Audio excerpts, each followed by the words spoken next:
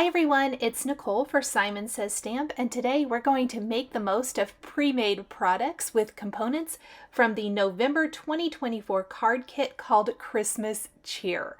This kit is full of all of my favorite things. I love these craft Consortium decoupage papers. They are made to layer with foam adhesive, and I love foam adhesive, and I for sure love these vintage inspired layering pieces. Plus I absolutely love the Prima marketing candy cane lane paper. It's some of my absolute favorite.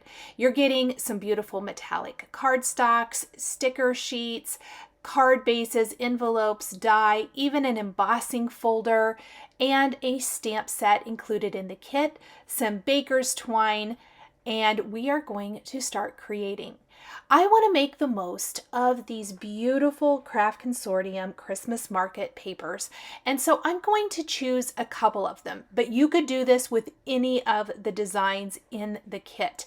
So I think we're going to do Christmas market first, and what you want to do is you want to take the components and build them on top of the base. Now you can be very creative with these and you don't have to use them as is. I'm going to show you a couple of card ideas first using the panel on cards, and then I'm going to show you how I alter one to make it work into a fun shaker gift tag. So again, lots of ways to use them. Now with the layering pieces, you want to make sure that you pop out all those little bits and pieces, because then when you pop them up, you see through those to the base layer underneath.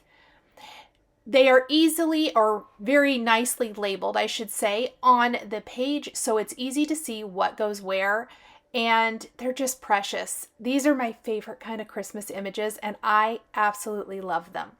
So I thought about maybe using them in a shaped card, but ultimately I decided I think we're going to do a vellum base back behind this. As I was looking at the Christmas Cheer stamp set included in the kit, I love the big bracket, and I think it's going to frame this up perfectly. Off camera, I did do a little playing around with that stamp, laying it out, and I came up with a design. So we're going to take the foam squares included in those decoupage paper craft kit, and we are going to start popping up the layers. Now I am not going to keep the camera on for all of this, since it is a lot of little foam squares, a lot of peeling off little foam squares and popping them one on top of another. It does go together relatively quickly.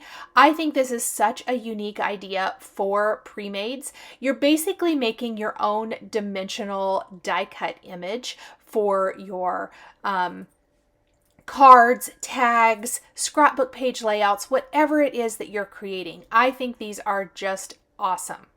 So I'm going to put the base layer down, just lining it up right there with the background. And we're going to do this for all of the layers. Now I will hold it up here in a minute and show you the dimension that you achieve.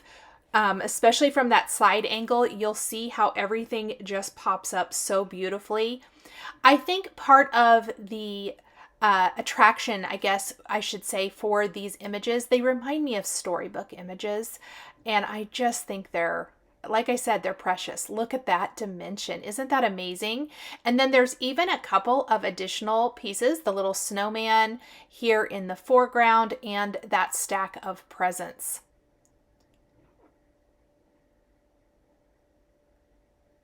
We're going to peel off these last papers. I love my pick and place tool. It definitely helps hold things down or peel off the backing.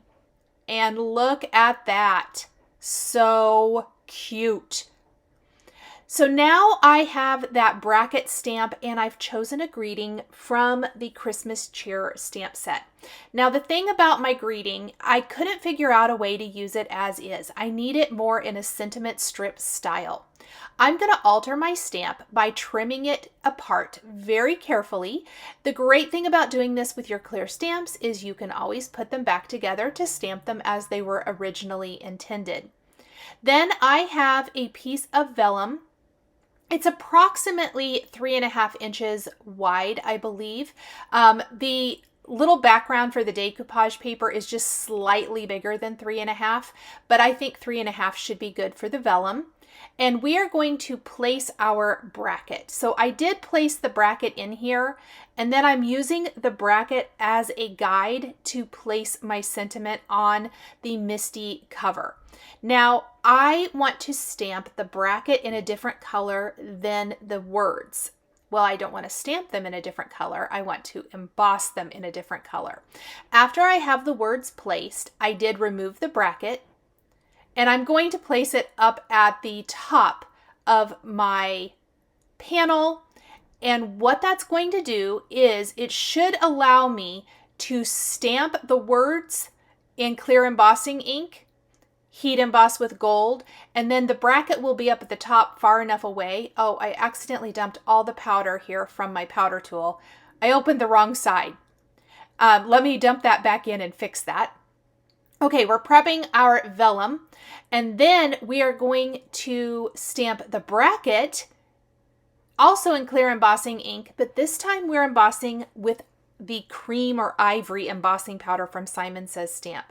Now, I chose that color rather than white because I feel like these vintagey type papers from Prima Marketing have more of a vintage look to them, and the cream looks incredible. So you'll notice by stamping it the way I did, I can just flip my vellum around, not my stamp, and stamp that bracket again. And then when I embossed the one half, I was able to stamp, and then I could stamp the other bracket and my words at the same time, and they're far enough away that I can easily apply that gold embossing ink to the words and the ivory to the bracket. So easy to do it this way. Now, something I did notice is that when I stamped the words, but added the embossing powder, pardon me, for the words, that some flakes stuck to that previous embossed area for the bracket. So before heating, I am going to take a dry paintbrush and just make sure that all of my embossing flakes are moved. I almost started to heat that up and I thought, oh, I can see a few. So I'm just taking a dry paintbrush and just kind of making sure that my bracket remains beautiful, this beautiful cream color. And then we're going to heat emboss. Simple as that. Now we have the perfect base for our adorable little scene that we popped up with the foam adhesive. I've trimmed a piece of the pattern paper from the kit to 4¼ by 5½ inches. We will attach our decoupage pop-up to the vellum and then attach the vellum to the background paper. We're going to do this with glue, and we're going to hide our adhesive back behind the main piece. I love how the background paper already has some distressing and interest to it. No additional distressing is needed for this at all. Look at how pretty those brackets frame up our darling little scene that we built with all of those different layers.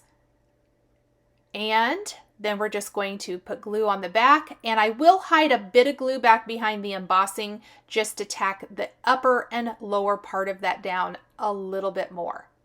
The vellum allows you to see through to the background as well, which I love.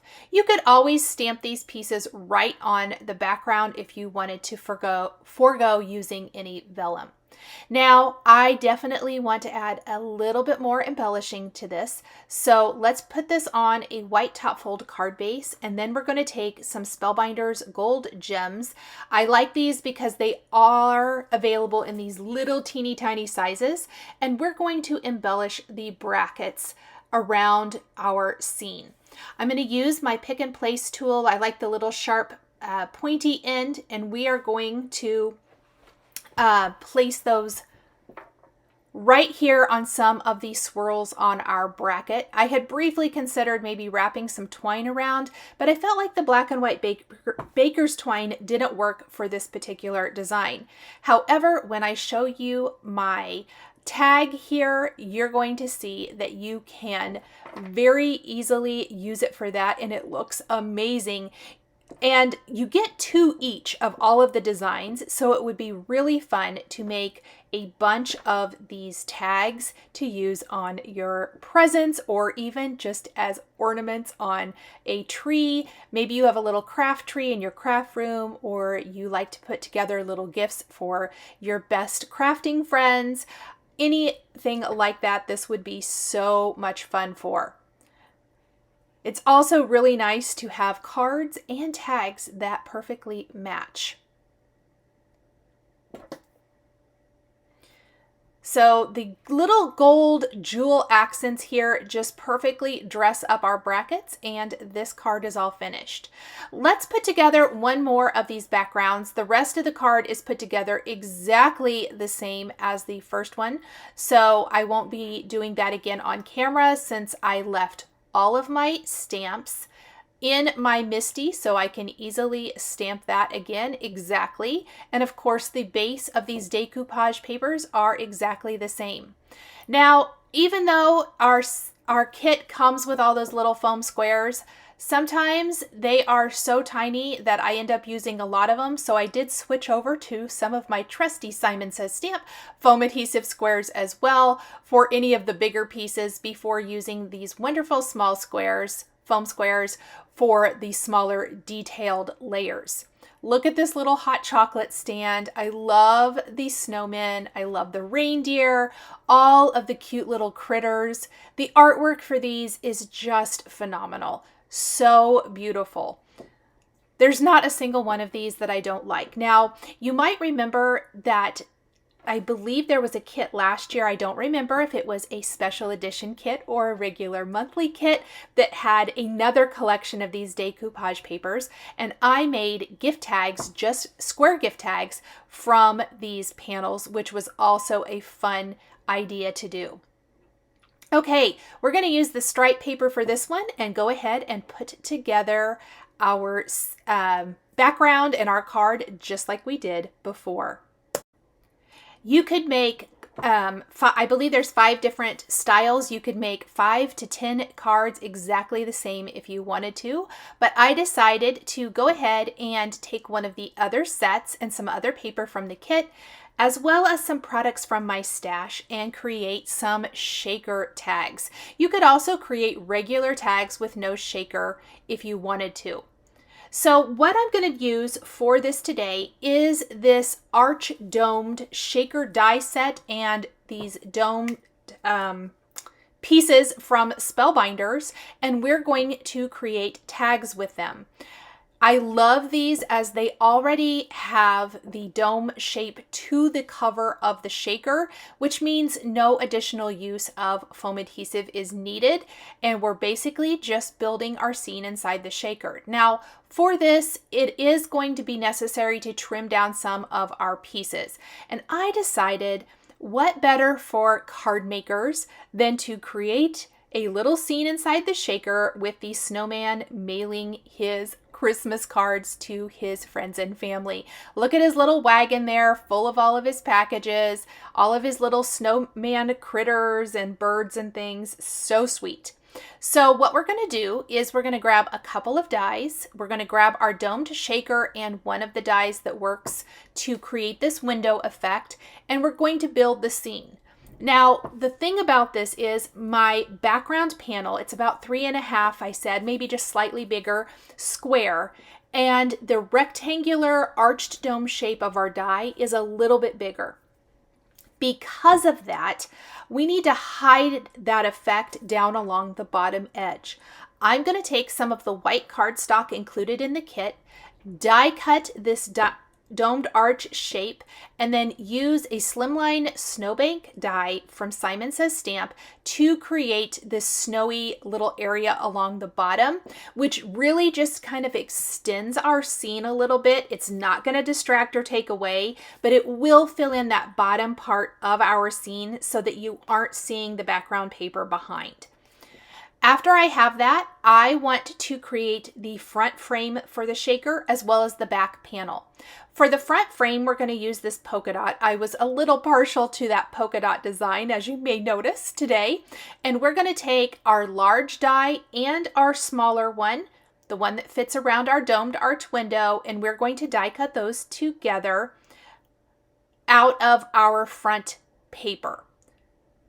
I am also gluing down my snow right to this background.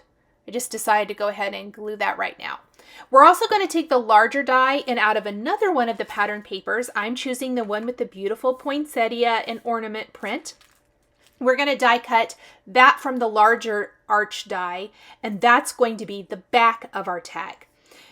So after we have this, let's go ahead and die cut all of our pieces and start assembling our dimensional scene. So just like before, we do want to build some dimension. I am not going to use all of the layers for this one. I did pop most of them out, I think, but ultimately I think I used the first layer, which I do need to trim down, and I noticed I used too many foam squares, so let me pull those off. And we're going to have to trim it up a little bit. So I'm using my die as a guide, and I'm going to mark on here where my little domed arch meets, and then I'm just going to trim that straight. What I want to do is make sure that the dimensional part of this fits within my dome. And I can see, whoops, I don't know if that's very straight. I might have to do a little adjustment here, but I did end up having to trim down a little bit more along the sides. You want it to be in enough that it isn't inhibiting the domed arch. So I'm just going to snip a little bit more off, and I am just simply doing a little test to make sure it lines up each time. And that is looking cute. So what I ended up not using was the layer of the dog in the wagon with all of the presents. The snowman fits pretty nicely inside, so we are going to go ahead and use an additional layer for that. And we're going to use that final layer of the package in the foreground, but I didn't use the other wagon image or the image of the little cap on the top of the mail drop, although I probably could have done the snowman, but it was getting close to that rounded edge and I was afraid it might get in the way. I like to use my cover as a guide the whole time I'm working to make sure I can get it to line up. So there were two pieces I did end up not using for this one. Oh, I see I forgot to put my snowman. So let's put our snowman down and then the package. Oops. It happens. This is going to provide the cutest little dimensional scene. I want to make a whole bunch of these. I just think they're precious.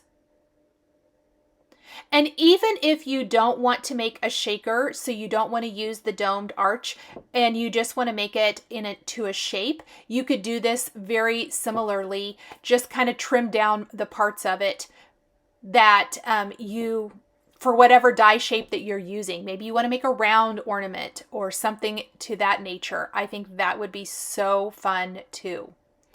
All right. Once we have it the way we want, I want to fill my shaker. I have some of these vanilla sugar snowflakes, and I'm going to use these I think this is a baby mix of shaker beads from Pretty Pink Posh, but they were in the right colors of pinks and greens and blue, and I loved that. And then instead of liquid adhesive, I am going to go around the perimeter of my shaker shape with this double-sided adhesive. And I am just going to kind of go around the curved edge, piecing it together. You may want to add a little liquid glue when you're done. I will talk about that after I put the shaker together.